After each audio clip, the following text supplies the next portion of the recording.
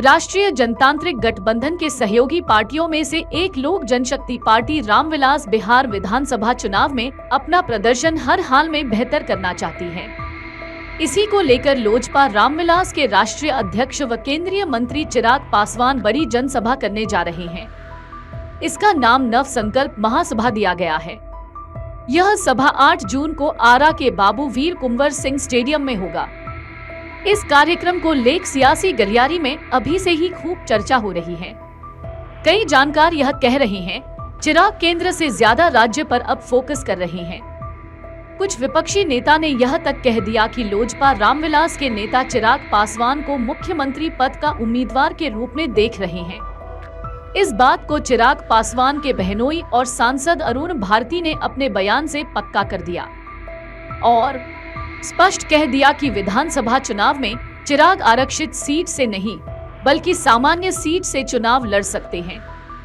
आइए आपको सुनवाते हैं लोक जनशक्ति पार्टी रामविलास के प्रमुख नेता अरुण भारती ने क्या कहा।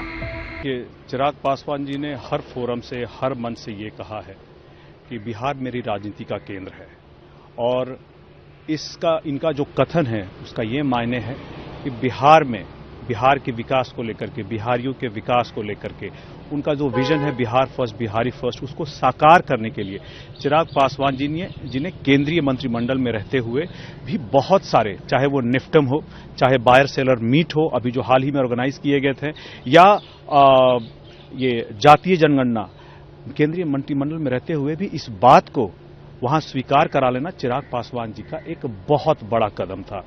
इससे बिहार की जनता में उनके लिए एक अलग तरह का आकर्षण और स्वीकार्यता है। बिहार में सिर्फ कोई एक तबका नहीं, एक वर्ग नहीं, पूरा बिहार ही उनको प्यार करता है, पूरा बिहार ही उनको स्वीकार्य करता है। ऐसे में अगर हर समाज से ये मांग उठ रही थी तो हम लोगों ने अभी प्रदेश कार्यकारिणी की बैठक में एक औपचारिक प्रस्ताव उनको दिया था कि उनको बिहार आकर के अपनी बड़ी भूमिका के बारे में सोचना चाहिए, एक बड़ी भूमिका अदा करने के बारे में सोचना चाहिए कि ताकि बिहार का जो विकास है वो कैसे आगे बढ़े, उस पर एक समग्र चर्चा हो, समग्र उस पर व्यापक कदम उठाए जा सकें।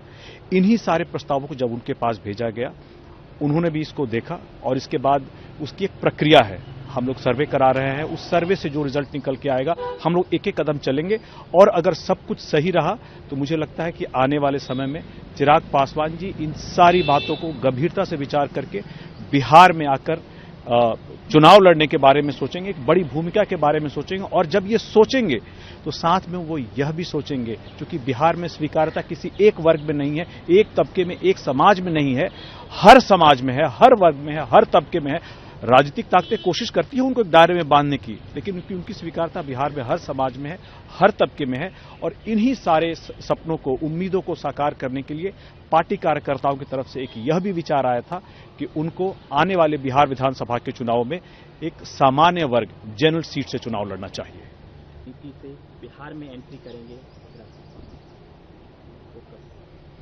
देखिए, चिराग पासवान जी केंद्र में रहते हुए भी उन्होंने बिहार और बिहारियों को लेकर के लगातार केंद्रीय मंत्रिमंडल में आवाज उठाई है। और ऐसे में जब वो बिहारियों के लिए काम कर रहे हैं और जो उनका विजन है बिहार फर्स्ट, बिहारी फर्स्ट, बिहार को लेकर के केंद्रित करके पूरी राजनीति करते हैं, ऐसे में क्या ये सही नहीं होगा कि Bihar first, Bihari first vision की आवाज, उसको साकार करने के लिए बिहार के सदन से चिराग पासवान जी इस आवाज को उठाएं। अगर आप ये वीडियो YouTube पर देख रहे हैं तो हमारे चैनल को सब्सक्राइब करें और बेल आइकन को दबाना ना भूलें। अगर आप Facebook पर ये वीडियो देख रहे हैं तो हमारे पेज को लाइक करें।